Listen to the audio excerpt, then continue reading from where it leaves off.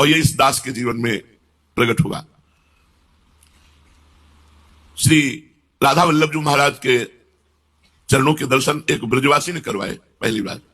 बिहारी जी के दर्शन करने प्रसिद्धि ही थी, बिहारी जी वृंदावन बिहारी, कोई वृंदावन आवे तो एक ही प्रसिद्धि वृंदावन बिहारी लाल जी, तो बाकी बिहारी जी के दर्शन करने जाते थे। तो अकिंचन कुछ पास था नहीं, तो रास्ते में तुलसी के कुछ पेड़ मिलते थे, तो उनसे तुलसी दल चयन करते और वो तुलसी दल बिहारी जी को देते और वो तुलसी दल सीधे बिहारी जी के चरणों में चढ़ते। बड़ा सुख मिलता। बिहारी जी की बड़ी कृपा है कि लाए हुए तुलसी दल, भगवान ने गीता जी में कहा है, पत्रम पुष्पम फलम तोयम ये में भक्ता प्रेक्षति, पत्र पुष्प फल जल। तो तुलसी दल भगवान को बहुत प्रिय है, हरिप्रिया भी कही गई है तुलसी जी। तो बिहारी जी के चरणों में तुलसी जी चढ़ाने का फल एक दिन प्रकट हुआ। एक ब्रजवासी बोले, हे बाबा राधा वल्लभ जी के दर्शन कभी किए? तो हम काशी से आए हैं, हम जानते ही नहीं कि कोई राधा वल्लभ जी है। बोले अरे यही पास में है, जा। बिहारी जी के दर्शन तभी पूर्ण माने जाते हैं जब राधा वल्लभ जी के दर्शन होते हैं। तो मुझे लगा ऐसा जैसे साक्षी गोपाल के दर्शन करो तभी जगन्नाथ जी के दर्शन पूरे माने जाएंगे, हमने ऐसा सुना। हम कहा आप कृपा करके हमें पहुंचा दीजिए। तो सीढ़ियों तक हमें राधा वल्लभ जी के पहुंचाए। जी ही राधा वल्लभ जी को तो वहां शांत 2-4 लोग और एकदम खूब नेत्र लड़ाने को मिले।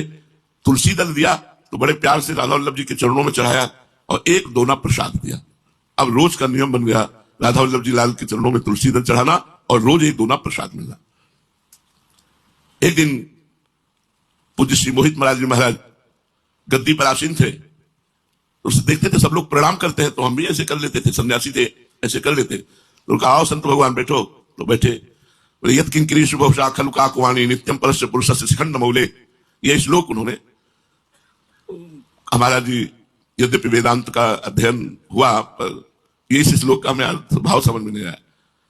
बोले जिनकी दासियों की चाटुकारिता पर ब्रह्म परमात्मा भगवान श्री कृष्ण करते हैं, उन वृषभानुनंदनी के आंगन की सोहनी लगाने वाली मैं बन जाऊं। हमें कोई खास कुछ समझ में नहीं, हमें कुछ, इसीलिए श्री हरिवंश चंद्र शुभ नाम की व्याख्या कर रहा हूं। हमका महाराज मेरी समझ में नहीं आया कुछ, तो उनका श्री हरिवंश नाम बाबा डाल लो। हमें जलन हुई कि अपने संप्रदाय में मुझे फंसाना चाहते हैं, क्योंकि सन्यासी थे। ठीक, राधा वल्लभ जी को प्रणाम किया, कुटिया आए और सुबह 2 या 2:30 के बीच में परिक्रमा उठाते थे। ये वृंदावन धाम की कृपा रही कि जब से वृंदावन धाम आए तब से नित्य परिक्रमा चलती रही, जब तक स्वास्थ्य साथ देता रहा। परिक्रमा जो ही प्रणाम किया तो अपने आप निकला हृदय से श्री हरिवंश। अरे हमने कहा ये क्या हो गया? जो हमारा मंत्र चल रहा था वो मंत्र रुक गया, वो श्री हरिवंश। तो हमने कहा कल सुना था इसलिए स्मृति में आ गया। अब तो श्री हरिवंश श्री हरिवंश श्री हरिवंश श्री हरिवंश छा गया दिमाग में, और सामने देखा तो हरिवंश महाप्रभु की दिव्य रूप हमारे नेत्रों के सामने, और श्री हरिवंश श्री हरिवंश। अब रोने का मन होने लगा, रोम रोम पुलकित होने लगा। यहाँ जुगल घाट से लेकर के और रास मंडल तक रोता हुआ गया। लौट के हम जब परिक्रमा पूरी हुई तब जैसे कोई नशा उतर गया, लगा यार हरिवंश नाम में तो बहुत प्रभाव है, पर हम जपेंगे नहीं, क्योंकि सन्यास की निष्ठा थी। हम काम जपेंगे नहीं। एक दिन में हरिवंश नाम का प्रभाव प्रकट हुआ और 2-4-10 दिन हम राधा वल्लभ जी भी नहीं गए। इसलिए नहीं गए कि हमें संप्रदाय में नहीं फंसना, किसी संप्रदायवाद में मुझे नहीं फंसना। एक दिन एक सखी बड़ी मस्ती से गाती चली जा रही थी, प्रिया बदन छवि चंद बनो प्रीतम नयन चकोर प्रेम सुधारस माधुरी पान कर। अब कानों में ऐसा लगा जैसे कोई अमृत पिला रहा हो, और तो पीछे पीछे चलने लगे। वो अकेले जा रही थी और बड़ी मस्ती से गा रही थी। जब उसने पीछे देखा कोई लाल वस्त्रधारी, बोला क्या है बाबा? तो चेहरा देखते ही, आंसू देखते ही समझ गई कि भाव में। तो उनका सखी हमको ग्रंथ ला के देखो, किस ग्रंथ से आप गा रही थी? तो वो बोले बाबा ये ग्रंथ पढ़ने से बात नहीं बनती, राधा वल्लभ जी का होने से बात बनती है। तो हमने कहा हमें तो पता नहीं कैसे राधा वल्लभ जी के हुआ जाता है। देखो हम बचे थे कि हम इस संप्रदाय में। तो उसने कहा मंदिर में राधा वल्लभ जी के जाओ, तो किसी को जानते हो? तो पूज्य श्री मोहित महाराज जी हमको रोज दोनी देते थे और चरणों में तुलसी दल चढ़ा। हम कहा बोले बस उन्हीं से जाके कह दो मुझे राधा वल्लभ जी का बना दो। पूरी परिक्रमा ऐसे जैसे हवा चली हो, भागते हुए परिक्रमा देते हुए गए और परिक्रमा पूरी करके दौड़ते हुए मंदिर गए। आराम मुद्रा में ऐसे बैठे होते तो आचार्य ही है, और मुझे उस समय बिल्कुल श्री जी हमारे दिमाग में छाई हुई। गए और साष्टांग दंडवत किया। हम कहा महाराज जी मुझे राधा वल्लभ जी का बना दो। तो आनंद गोस्वामी जी ऐसे ताली बजाए, हंसे, बोले बाबा मुझे पता था फंसेगा, मुझे पता था तू फंसेगा, क्योंकि जब तू राधा वल्लभ लाल जी को देखता था तो ऐसा लगता था ये फंसेगा बाबा फंसेगा। बोले बहुत श्री जी की कृपा। तो पूज्य श्री मोहित महाराज जी ने कहा पूज्य श्री राधेश लाल जी से आप ये प्रार्थना कीजिए। हम कहा नहीं, हमें आदेश हुआ है आपके लिए, आप हमें श्री जी का बना दीजिए। तो जय जय श्री आदेश लाल जी भी विराजमान थे, तो उन्होंने कहा कि अरे अब देर क्यों, श्री जी का आदेश है, चलो शुरू। तो अपने पास से उन्होंने कंठी, हमारे पास 1 रुपया नहीं रहता था, कंठी मंगाई, कंठी बांधी और शरणागत मंत्र दिया। जब शरणागत मंत्र दिया, अब व्याकुलता बढ़ी। देखो हरिवंश नाम शुभ का प्रभाव। अब जिससे पूछे हमारे संप्रदाय में, राधा वल्लभ संप्रदाय में क्या उपासना है, अब इसके लिए बहुत बड़ा ज्ञान चाहिए। तो कोई परिक्रमा तो हमारे संप्रदाय में लगाई नहीं जाती, कुछ परिक्रमा गई, एकादशी नहीं रही जाती, एकादशी गई, शालिग्राम भगवान का स्नान कराते थे, ये नहीं कराई जाती, वो भी बंद। तो हमका कराया क्या जाता है, अब कोई उत्तर देने वाला नहीं। अब हम बड़े परेशान। 3 दिन में हमारी ये हालत हो गई कि न हम ना संन्यास धर्म में, न राधा वल्लभी उपासना में। 3 दिन ऐसे हमारे व्याकुलता पूर्वक गए। तब श्री जी ने प्रेरित किया, बलराम ब्रजवासी परिक्रमा वो प्रातःकालीन लगाता है। एक दिन में बोले, बाबा बड़े जोर का महात्मा। हमारा यह था जैसे आप कुछ भी किसी की बड़ाई करो, हम प्रभावित नहीं होते थे, मतलब एक स्वभाव होता है, हम जल्दी किसी से प्रभावित नहीं होते थे। बोले बाबा बड़े जोर का महात्मा है, लाडली कुंज में रहता है, एक बार मिलो। हम ध्यान नहीं दिया। अब जब दर्शन करने गए राधा वल्लभ जी के, तो पूज्य श्री मोहित महाराज जी महाराज हरिवंश महाप्रभु की सेवा में थे, हरिवंश महाप्रभु के मंदिर। बोले बाबा हमारे संप्रदाय में इस समय रस में डूबे हुए महापुरुष हैं, पूज्य महाराज जी का नाम ले। तो हम कहा ये तो सुबह बलराम ने भी मन में गाया। बोले बाबा एक बार मिलो। हम कहा आप पक्का। अब दस्तखत हो गए, क्योंकि ब्रजवासी ने भी कहा और पूज्य गोस्वामी जी ने भी कहा।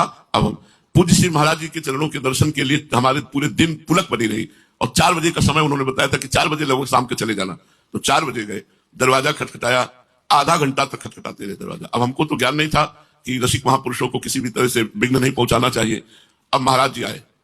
महाराज जी की जो दशा हमने पहली दशा देखी, आंखों से आंसू गिर रहे, कपोल भींजे हुए, रोमांच शरीर में।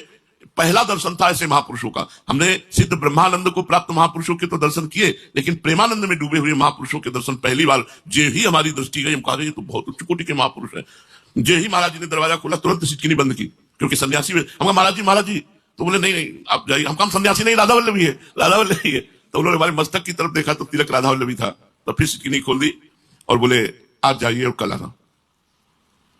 हमें हट जाना चाहिए था, अगर हम मतलब ज्ञान होता तो हम हट जाते, पर हम ऐसा कुछ ज्ञान था नहीं कि महाराज जी इतनी ऊंची भाव दशा में मुझे विक्षेप नहीं देना चाहिए। हम नहीं महाराज जी, नहीं महाराज जी, आप 5 मिनट हमारी बात सुन लीजिए, फिर आप हमें निकाल दीजिए, पर 5 मिनट सुन लीजिए। कहा ले गए और एक सन्यासी का आदर करते हुए अपने आसन पर बैठाला। हमारा कोई गुरु भाव था नहीं, आसन पर बैठ गए। बोलिए महाराज जी मैं राधा वल्लभी बना, पहले काशी से सन्यास लिया। अब यहां जिससे पूछता हूं कहते हैं हमारे संप्रदाय में परिक्रमा नहीं, हमारे संप्रदाय में ये नहीं। तो आखिरकार है क्या अपने संप्रदाय में, क्या है राधा वल्लभी सर? बोले कौन कहता है परिक्रमा नहीं, मैं तो रोज परिक्रमा लगाता हूं।